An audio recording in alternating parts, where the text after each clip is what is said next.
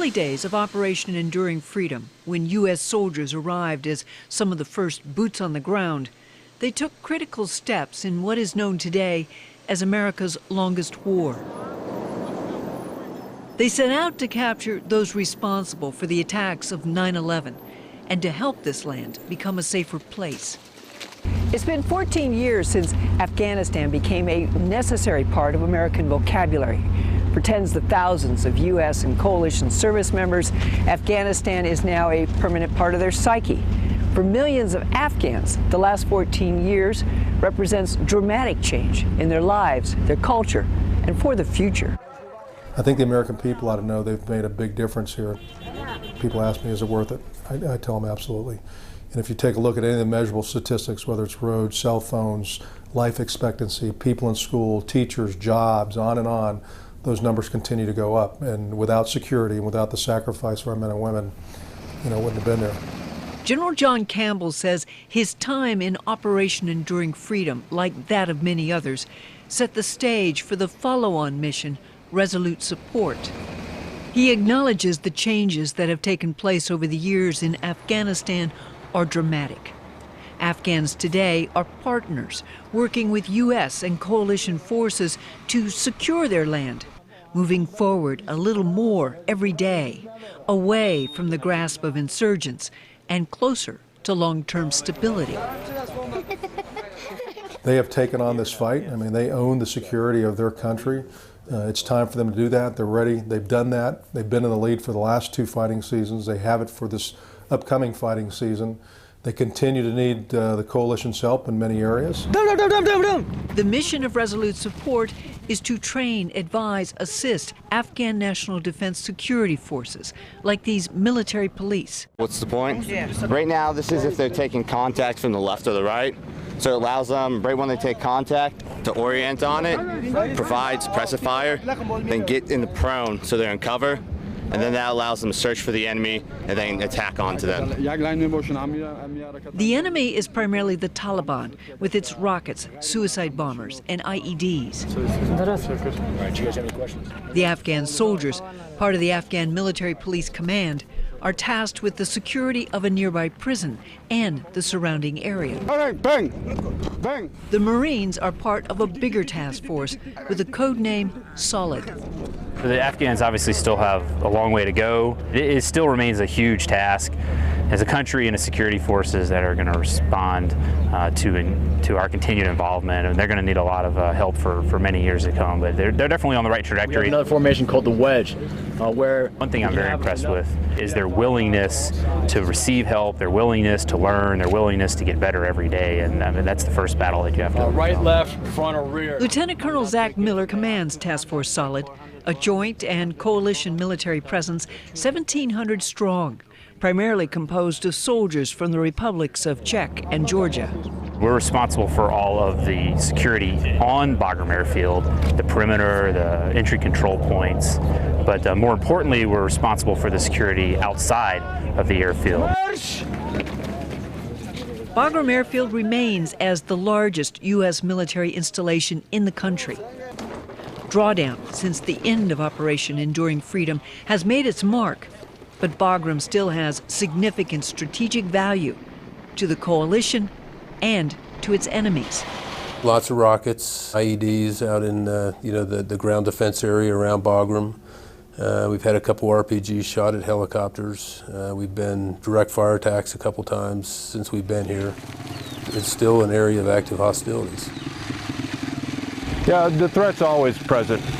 The security around Bagram is pretty good, but you'd always approach it as if it is a dangerous place. I'm not an expert, and I shouldn't speculate too much, but if I was a betting man, they'd say they'd start heading up this way soon enough. Staff Sergeant Eric Penney is on his final patrol. The 29-year-old Marine is an advisor to the A&A who travel with him on his rounds outside the wire. The way I see it, the advisor mission, the best advisor training I've had is being married. Just learning how to cooperate, negotiate. The Marines and the Georgians are members of Task Force Solid. The A&A comes from the 201st Corps. Together, they conduct what's called a dismount patrol. Resolute Support gives coalition new meaning. total coalition troop presence in all of Afghanistan is slightly more than 12,000, coming from 40 nations. A big part of our job is to create a relationship with the Afghan people, and I'll do that as the patrol leader as well with their Georgian counterparts. Assalamu alaikum. And I'll have my Marines looking out for me. The village is called Qala-e-mosq, located in the GDA, ground defense area, what's known as the Bagram Bowl. Security concerns in the village or around here? The patrols extend over an area that is within striking distance of the enemy, Afghan real estate that is some 300 miles and is home to some 300,000 Afghans. The patrols are daily adventures that take them around the bowl. Each day they walk from 3 to 6 miles, depending on the village or town. This mission, I think, sometimes is dangerous because you know this is Afghanistan. But so it's our job. So we are moving as a village with Marines and Georgian guys. We are moving together, and so it's very interesting sometimes. The interaction with the locals does a couple of things: establishes a collective security presence, and puts Afghan forces out front in the lead, earning the respect and trust of the people.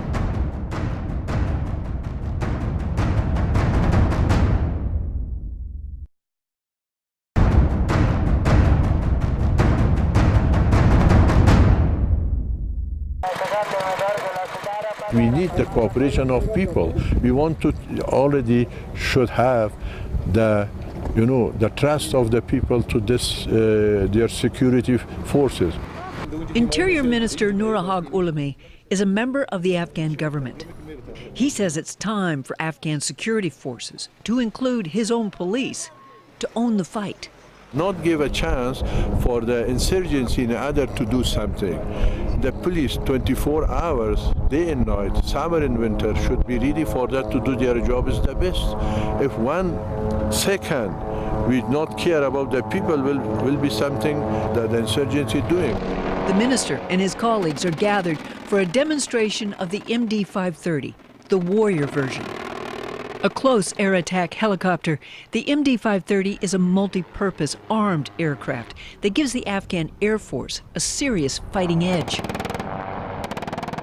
Defeating their enemies and keeping the country safe and stable is the driving force for GIROA, the government of the Islamic Republic of Afghanistan. The Afghan Air Force is viewed as a critical tool in the overall strength of national security. There's about 100 aircraft currently in the Afghan inventory, which means that Afghanistan is literally taking the fight to the skies. Across the country, Afghan aviators are learning the skills of flying, both rotary and fixed wing. The AAF is seen as a vital enabler. If you spend much time out in the wilderness in Afghanistan, if you fly over Afghanistan, what you can quickly find is a pretty rugged terrain. So the easiest, most effective, most efficient way to get around is via some sort of a rotary wing or fixed wing aircraft. It also gives them ability to bring fires to the fight. Flying is just the start. Creating an air force from the ground up includes command and control, maintenance, supply. You got to make sure that the staff knows how to plan a budget so that they can forecast requirements and have the money to pay for it when it gets there. So those are kind of some of the higher order things that perhaps you don't think about that takes time to build that capability, so when they step away, they will truly have a sustainable Air Force. Success is in the wings, and not only in the air. Resolute Support is set to help Afghanistan on all levels. They've got the combat power. They've got the capabilities. The confidence comes from showing them what they already know to be true, that what they see as the problem is correct, and that they've got the capability to go after solving that problem. And they've had, just in our short time here in the last few months, a couple quick wins with that. Lots of bigger problems to address, however. Colonel J.B. Vowell says the A&A are proven fighters. They have what it takes to defeat the enemy today. The challenge is guiding them to a mindset that embraces what it takes to be ready for tomorrow's fight. In Afghanistan, everything is simple, but the simplest things are difficult. The issue at hand, he says, is getting them to connect the dots. That's a lot of force generation, getting new soldiers in, training, leader development, getting forces on the line, and force sustainment. Just getting the logistics sustainment functions of where do the bullets come from, where's the food come from, how do I get my vehicle that got blown up repaired or replaced entirely with a new vehicle. For U.S. and coalition forces, it's basic military systems, processes, and approaches that keep an army running. Some of the changes that you guys will see over the next week or so. For many Afghans, the concept of anticipating future needs on a large scale on a regular basis is new territory. Sometimes it's hard. Major Adisa King advises at the operations level at the 201st Corps, one of 6 A&A corps. He says the path to greater understanding is lined with patience and a willingness to step back. We cannot look at Afghans as a U.S. military, but we look how they own the fight and how they get after things and then continue to kind of push. Advising, he says, is an art. It's not for everyone. You have to earn the right to sit at the table. Not everybody can advise. Not every advisor is the same. Resolute Support has advisors in 5 TAACs currently employed across the country. The goal for all is to provide help in strategic functions, areas that keep security forces ready and responsive for the long term. Programming, planning, budgeting, execution is one of our essential functions. Transparency, accountability, oversight, rule of law, force generation, intelligence, strategic communications, those type of things we got to continue to work on. Strengthening national security is at the heart of Resolute Support. Train, Advise, Assist has progressed significantly over the years. What was shoulder by shoulder, hands-on training has now evolved into active listening and learning how to say no. Major Scott Steele is an artilleryman. Loves it. He says progress with the 201st Corps is taking place every day. The primary challenge, as he sees it, is holding back and letting them figure it out on their own. We have to say no a lot and let them learn and develop their own methods and basically SOPs, their standard operating procedures on how to operate. The A&A and artillery are good together. What troubles Steele is the big picture. If they are to own the fight, can they keep it up? Tactically proficient, they can fight and they can win battles. But in order, to keep that sustainment and to sustain them for over, the next few years and not just this next few months is really the biggest challenge. But with this battle tracking, what does this remind you of? The big picture also concerns Captain Lorenzo Suarez. His classroom is the OCCR, Operational Coordination Center Region. His students are Afghan National Security Forces from multiple provinces. They represent the Army and the police. Together, they're tasked with maintaining security in the region around Kabul. They're very good at receiving the information from one guy, hand it off to another, but not really doing much with the information when they first receive it. That's actual battle. The base of operations is Forward Operating Base Gambari, home of the 201st Corps. The lesson plan for this class is showing how merging information into a common operating picture, heightening situational awareness, benefits all. Because once they have identified roles and responsibilities, then they know their job they have to do. Everyone knows their place on the team, and the team is better overall. Suarez is one of some 60 advisors assigned to TAAC-East. The OCCR is one of several in Afghanistan. The overarching goal for both is building a force focused on making a difference in the big picture.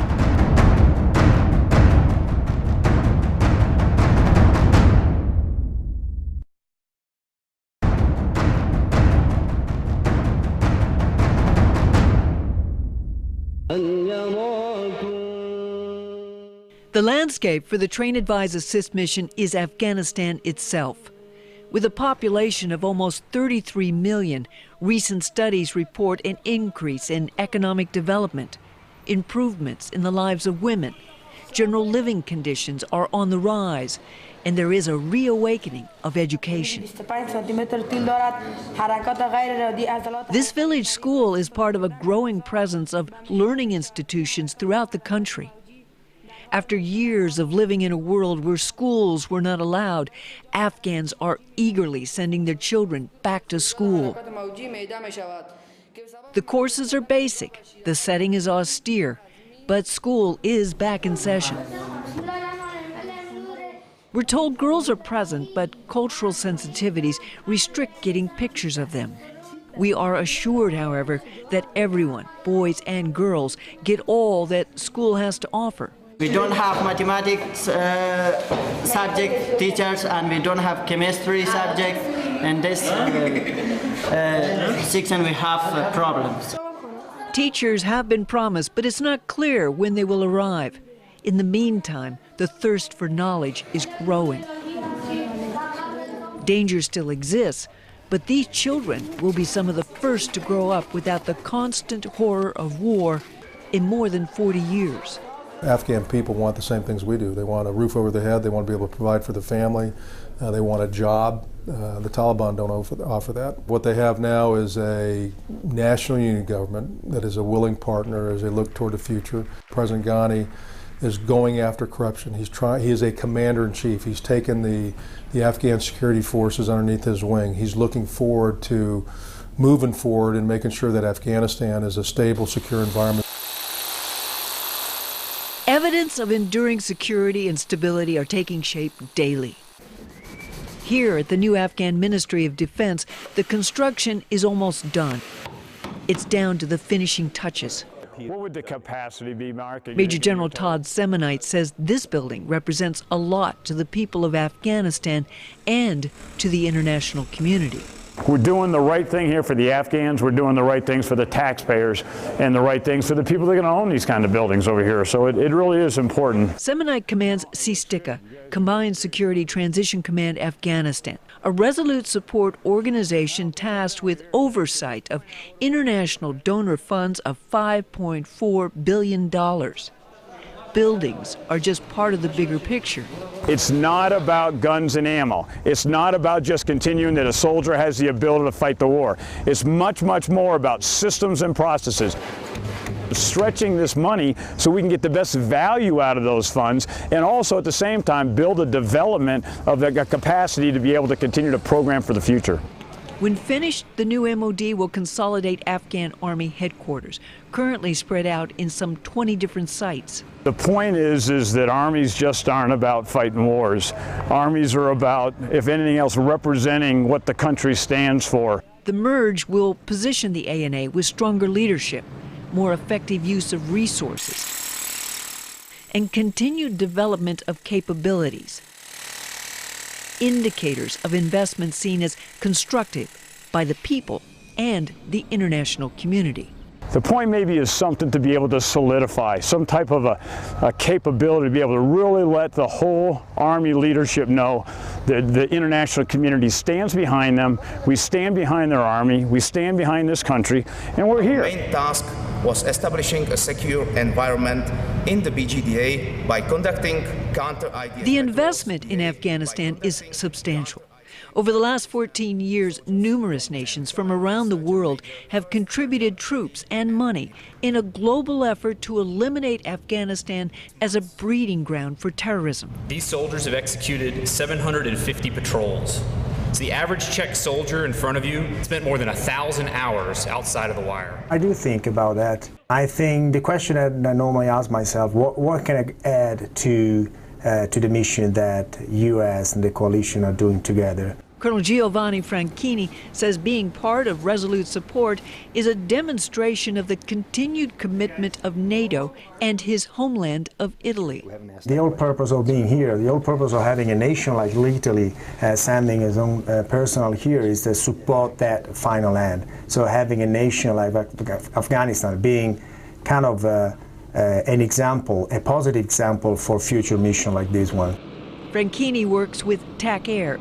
TAAC-Air has close to 300 coalition advisors working across multiple platforms to help Afghanistan stand up a capable and effective air force. We want them doing the job. So the effort is having the Afghans being capable of conducting their own mission. In the air and on the ground, Afghan security forces are proving their capabilities. progress is visible. But it comes at a cost. According to the United Nations, more than 12,000 non-combatant lives have been extinguished in Afghanistan since 2001. Coalition military losses total more than 3,400. The vast majority are American. An additional 19,000 U.S. service members suffer injury, some more obvious than others. For all who have served here in pursuit of national and global security, Afghanistan has left its mark. I always remind people that even though it seems like I gave a lot, there's always people giving more. His name is Master Sgt. Leroy Petry. He served 6 deployments in Afghanistan. It was on his last rotation when he suffered serious wounds, saving the lives of his comrades. All of the men and women that are still over here, continuing our job of... The Army Ranger became the second living recipient of the Medal of Honor from the wars in Iraq and Afghanistan. My first deployment was actually in 2002. Petry is back in Afghanistan, part of Operation Proper Exit, a U.S. initiative that brings wounded warriors back to the lands that so dramatically changed their lives. It makes it well worth it, knowing that it wasn't for nothing. And even after my first deployment, I knew that we had made a big impact and a difference in the lives of the civilians over here. And having that feeling of knowing that we were doing good and knowing that sometimes it costs the shed of blood and lives. Just from what I've seen in 1 year's change makes it worth it. It is men like them that guarantee our country has been and forever will be a beacon of freedom. As soldiers, they stand as examples of honor and valor. Service in their everyday life. As representatives of a coalition, they are witnesses to the big picture, the effects of the last 14 years, and the ongoing transformation that is sweeping Afghanistan.